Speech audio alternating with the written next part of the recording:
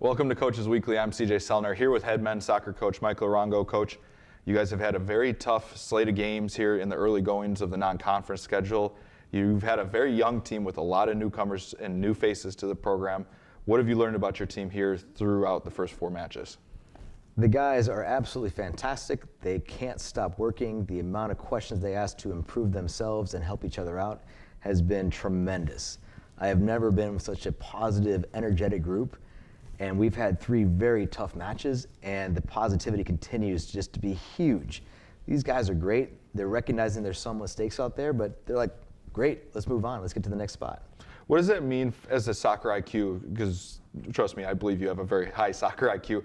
When they're asking you, what are you trying to feed to them to kind of move a young class along as fast as you can? Sure, so all these guys are coming in from a high school or club environment where they're the all-stars. And now they come into an environment where everybody they play against is an all-star plus 3 or 4 years. So now these guys are playing against some men. And the speed of play is huge. The differences are amplified. Those mistakes, you get punished. And so that's what they're trying to see in a hurry now is that, oh my gosh, we really should try and get those little details right so I can go on to the next step. And we just continue to hammer on those things. Yeah, how do you the decision making is going to be a big one for you guys, making those decisions just that much quicker. How do you kind of simulate that in training?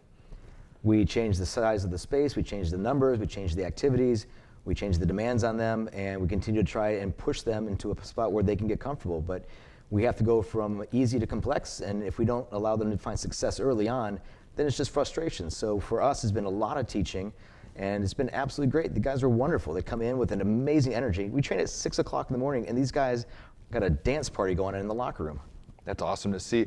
Well, and that kind of leads me into the next question. It's a young group. You have some senior leadership, but overall a younger group. How have you been able to get them cohesive to have dance parties, and how have they kind of just, a lot of that can be self-policing, that they've been able to get close, because I saw them in the weight room before.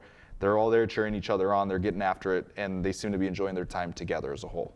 Sure, our captains have been great. You know, Pan and Jose are awesome. They've been leading from example and helping the guys and being nothing but positive.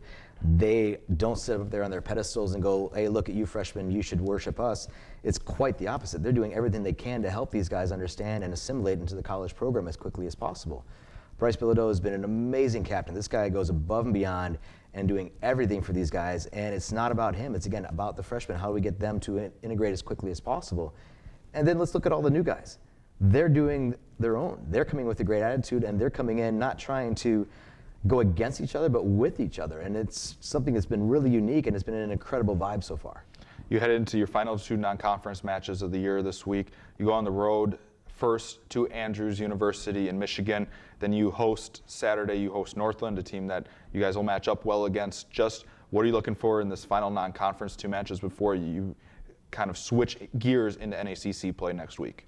So the goal for the next 2 games is, are they taking the lessons in training and learning from our mistakes from our last 3 games?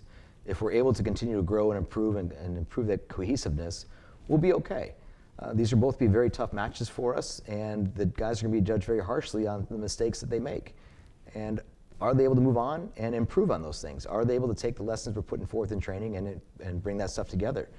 And that's going to be our biggest challenge, because when we jump into conference play, we go right into the deep end. There's no slowly easing into it this year. Well, we look forward to seeing you and your team out on the field twice this week. Cougar fans, CUC heads on the road to Andrews University, and then they will host Northland University on Saturday, Pan Senior Day. Pan Senior Day. It'll be a fun one. If you can't make it to the games, you can find all the live links at cucougars.com/coverage. For head coach Michael Arango, I'm CJ Selner. Thank you for watching Coach's Weekly.